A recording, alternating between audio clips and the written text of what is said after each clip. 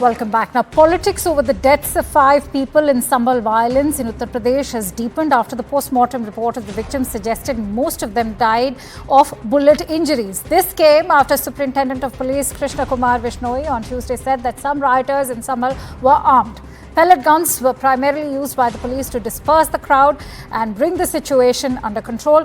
However, authorities were still investigating as to who fired the bullets causing the death of these 5 people. Moradabad's Divisional Commissioner Anjaneya Kumar Singh said that a knife has also been recovered from the riot-hit area and that there could be more minors involved in the violence. Let's also now look at some exclusive footages which show Sambhal riots were a pre-planned conspiracy. And I'll tell you why I say so, because in this exclusive video accessed by CNN News 18, watch how masked men can be seen armed with guns. One of the rioters is seen holding a country-made gun and pointing it towards police, while others in the background are seen hurling stones towards the police. Now, in the second video, that's armed rioters are in fact seen charging towards the police officers. They are seen holding stones and lathis. The video comes as proof backing the police claim that mobsters charged at them, following which they had to resort to the use of lathis and tear gas in a bid to control the situation on the morning of November 24th in Sambhal and to defend themselves. But what has turned heads in this footage now? Watch how these masked men, armed with lathis and stones, try to destroy the CCTV footage when the clashes actually broke out in Sambhal 3 days ago. The video of the female stone pelters in Sambhal violence, in this video, it is clearly seen how women are also part of the mob. They are throwing stones from the roof. Women are pelting stones on the police from the rooftops. Police are looking for these stone pelting women on the basis of the CCTV video. This video is from the Hindu Kheda area near the mosque after the stone pelting. All the houses here have been locked up. All the women along with their families are absconding at the moment after the stone pelting that took place. Who's responsible for this kind of mob fury? That's a question we'll be probing today on The Right Stand. And for that, let me introduce our esteemed panelists. I'm joined in by Mr. Manish Shukla, who's a spokesperson for UP BJP, Sumaya Rana, who's a spokesperson for the Samajwadi Party, and Ashutosh Srivastava, who's a renowned lawyer. Many thanks to you, Sumaya, and the gentlemen for joining in. Sumaiya Rana ji, बहुत ही स्पष्ट सवाल है मेरा। 19 नवंबर को जियाउर रहमान बर्क ने ये tweet क्यों भेजा है? संभल शाही जामा मस्जिद है, मस्जिद रहेगी इंशाअल्लाह। ये जियाउर रहमान कौन होते हैं डिसाइड करने वाले कि ये मस्जिद थी और मस्जिद रहेगी? जियाउर रहमान कौन होते हैं उसका जवाब आपको भी मालूम है। वो बाकायदा जनप्रतिनिधि हैं, चुन करके सदन में गए हैं और इस देश की सबसे बड़ी सदन का हिस्सा है और उस जगह से ताल्लुक रखते हैं, बल्कि उनके दादे परदादे और एंसेस्टर्स जहाँ पे वो जामा मस्जिद स्थित है। और दूसरी चीज मैं ये कहना चाहती हूँ, तो आप कोर्ट जाइए और केस लड़िए। आप हाँ बिल्कुल, उन्होंने सोशल मीडिया प्लेटफॉर्म्स पे ऐसे भड़काऊ बयान देंगे तो जो आज हमने हर्ष देखा है वहां पे वो तो होना ही है। नहीं, देखिए, मस्जिद थी, मस्जिद है, मस्जिद रहेगी में क्या, मस्जिद एग्जिस्ट कर रही है वहां पे और कानून और संविधान की अगर बात करें उसके तहत भी वो मस्जिद है और उसको रहना चाहिए आगे भी। और किसी किस्म की जंग का ऐलान नहीं हुआ। जो सिचुएशंस वहां पैदा की जा रही थी, जो कुछ भी वहां पे सिनेरियो था पिछले कई एक आध हफ्ते से और पीछे से चल रहा है। नहीं, खुल के बोलिए, किस सिनेरियो की आप बात करिए, ऐसे दबे लफ्जों में बात मत करिए। मैं दबे लफ्जों में कहा? मैंने तो सबसे ज्यादा खुल के कहा उस सिनेरियो की आप बात कर रही हैं। ये तो कोर्ट मॉनिटर्ड प्रोब है, तो इसमें क्या छेड़खानी की गई है? नहीं, कोर्ट मॉनिटर्ड तो है, लेकिन ऐसी क्या जल्दबाजी थी कि 2 घंटे के अंदर याचिका दायर भी की जाती है और उसके बाद 1.5 घंटे के अंदर सर्वे भी चालू हो जाता है। ना तो मस्जिद कहीं भागी जा रही थी, ना तो संभल कहीं भागा जा रहा था, कोई भागा तो नहीं जा रहा था। ये चीजें तो एक प्रॉपर वे में भी हो सकती थी। क्यों? इसलिए क्योंकि वहां के हालात, अभी इलेक्शन कंप्लीट हुए हैं और उसमें उस दौरान भी बहुत सारी ऐसी घटनाएं सामने आई थी जिसको देखते हुए एक माहौल पहले से तनावपूर्ण बना हुआ था। और उसी बीच में मस्जिद या मंदिर या किसी भी गिरजाघर, कोई भी एक धार्मिक स्थल को लेके अगर इतनी आनंद फानंद में फैसले होंगे तो उस पे कुछ ना कुछ देखिए तनाव होगा। I'd like to bring you तनाव होना तय है।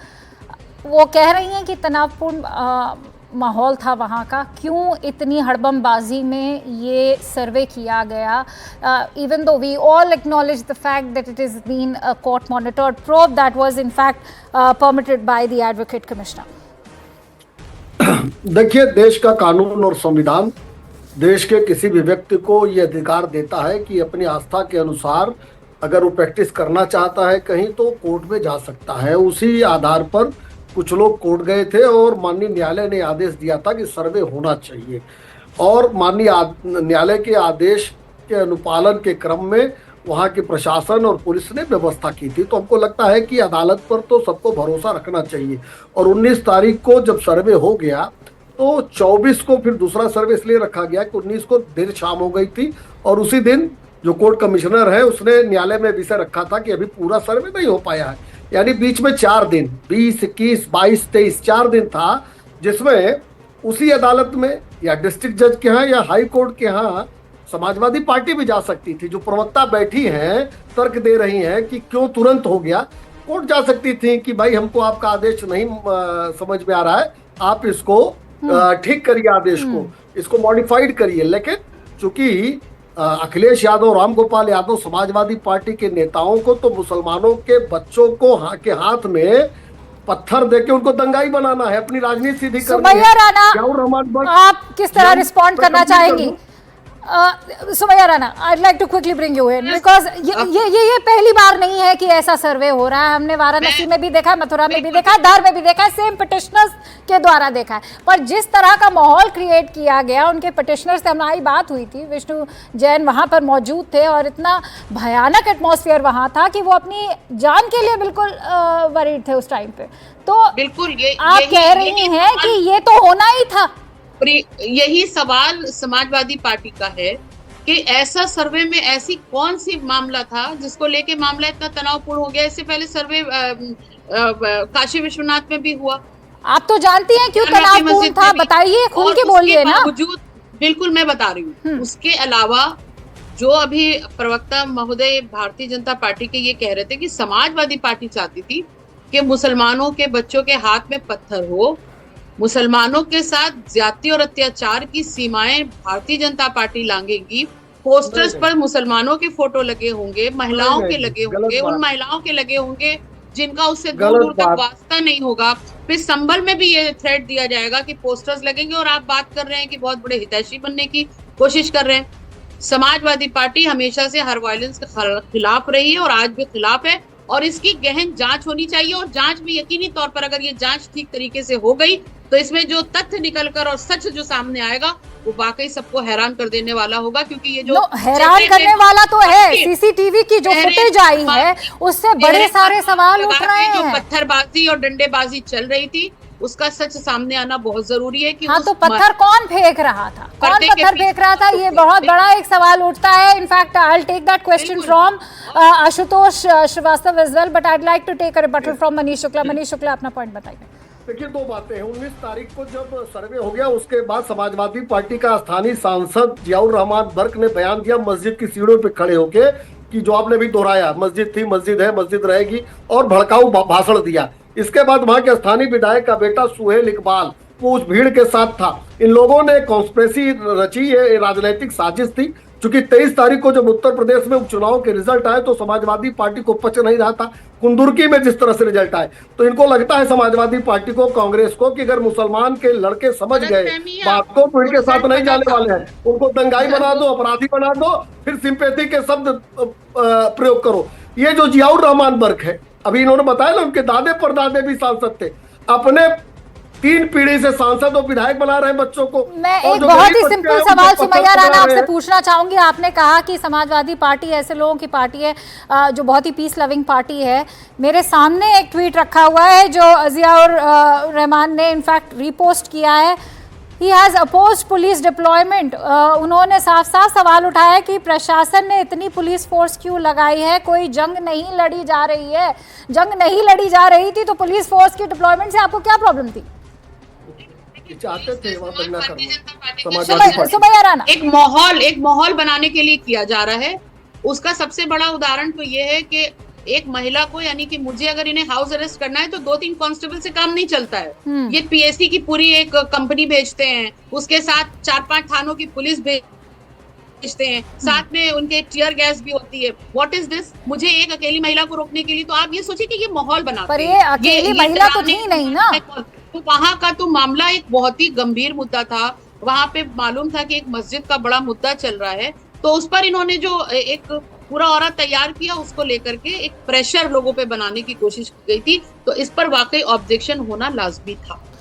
Ashutosh, I want to quickly bring you Yes. in. Thank you so much for so patiently awaiting your turn. First of all, the role that the CCTV footage is playing at the moment, it's of course standing testimony to a host of factors that have now arrived, raising Yes. several questions in terms of Yes. the masked men who've arrived with lathis and stones. How were the rioters able to get hold of country-made pistols? Is there a larger plot behind what transpired Yes. in Sambhal? I also want to ask you the role that the management committee of the mosque has played. There was a lot of misinformation doing the rounds that there was no permission given by the court for a second survey, which in fact has been sort of contradicted by the Hindu side lawyer. And do you think that also sort of has played the kind of role in instigating this mob fury in Sambhal? See, first of all, this is really unfortunate that anybody is blaming each other or the political parties. First of all, a court's order cannot be a part of political issue. First of all, and no politician should have got involved himself or herself into any court's order. See, the courts have to be respected in this country, and the orders of the courts of course have to be complied and has to be respected. If somebody is not happy with the court's order, they have the constitutional remedies available. They could have challenged that order before the higher court. They could have got the stay if they had any merit in the case. But to politicize and to create a situation like a situation in a country is not at all acceptable to the citizens of this country. And I think whether it's anybody who has been involved into such kind of riot, or any political party, or a particular member of parliament or MLA or whoever it is, they have to understand that the constitution of this country has to be respected. The orders of the courts have to be respected. They cannot just indulge into like this and create a havoc in the country and put the civilians' lives into danger. This is not at all expected from the elected members who have been elected by the people of this country with a lot of hopes and faith that they will do justice. So this is really shameful, whatever has happened. Now, if we see the legal part of it, see, many are arguing that as per the Places of Worship Act 1991, Yes. the whatever this the status of whether it is a religious place, whether it is temple, whether it is mosque, or whether it is whatever it is, has to be continued like that as it was as of 15th August 1947. But at the same time, we have to understand that as per Section 4 of the same Places of Worship Act, there are certain exceptions which says that if there is any ancient monument which is covered under the provisions of the Ancient Monument and Archaeological Sites and Remains Act 1958, then such ancient monuments have to be examined whether it really comes under the 1958 Act or not. And if it, for that purpose, if the court is passing orders for the archaeological survey, taking even the reports which was made, in this case we can say see the ASI report which was prepared in 1879, which also confirms something about the attack which was made by Babur, etc. But see, this is something the court is trying to examine. The court has not passed any order as of now that the religious character of a particular place has to be changed. It is only doing the survey, and for that particular survey, there are certain laws which have been taken into consideration by Right. the court while passing such order. And in fact, you know, the opposition's also questioned the nature of the ASI. They are alleging that ASI is also being religious over here. It's the very same ASI that had ruled out the fact that Taj Mahal is not a temple, it is a tomb. And I'd like to end with Manish Shukla's closing thoughts. Manish Shukla, सबसे बड़ा लांछन BJP government पे लगाया जा रहा है कि law and order failure है। आपने सुना सुमैया राणा भी क्या कह रही हैं कि गर्मा गर्मी का माहौल था, इतनी जल्दी क्या थी, जय श्री राम के चांट्स लग रहे थे। जो पुलिस अफसर आए हैं हमारे चैनल पे सबने बोला है कि किस तरह का ये बहुत ही massive law and order failure था। इस तरह की मॉब एक दिन में ओवरनाइट तो प्रिपेयर नहीं हो गई थी। आप मानते हैं कि ये सबसे पहले गवर्नेंस फेलियर है? देखिए, एक राजनीतिक साजिश थी जो प्रशासन, पर आप कैसे, आप उस राजनीतिक साजिश का शिकार कैसे हो गए? मैंने कहा, उसके दूसरा शब्द आप अगर सुन ली होती तो मैं उसी पे आ रहा था। मैंने कहा ना कि जो भी प्रशासनिक चुक्ति, देखिए भारतीय जनता पार्टी और हमारी सरकार कहीं जिम्मेदारी से भागने वाली सरकार नहीं है। जहां चूक है उसको भी हम स्वीकार करेंगे, लेकिन राजनीतिक साजिश थी और कोर्ट के आदेश का अनुपालन कराना सरकार और प्रशासन का दायित्व होता है। उस अनुपालन के क्रम में पुलिस का केवल इतना रोल था कि वहां जो सर्वे करने वाली टीम गई है उसकी सुरक्षा करना, और उसके नाते से वहां उसको उस टीम की सुरक्षा में पुलिस लगी थी। जी मनीष लेकिन जी, बड़ा आश्चर्य है, बहुत दुख की बात है कि इस हमल का जो भी वायलेंस रहा है उससे काफी डिवाइसिव रिफ्ट्स अब बाहर आ रहे हैं उत्तर प्रदेश के। I do hope that the Uttar Pradesh administration will be able to address that, and with that it's a quick wrap from my end thank you so much for watching. Up next is the brass tacks with Zakir जिगर।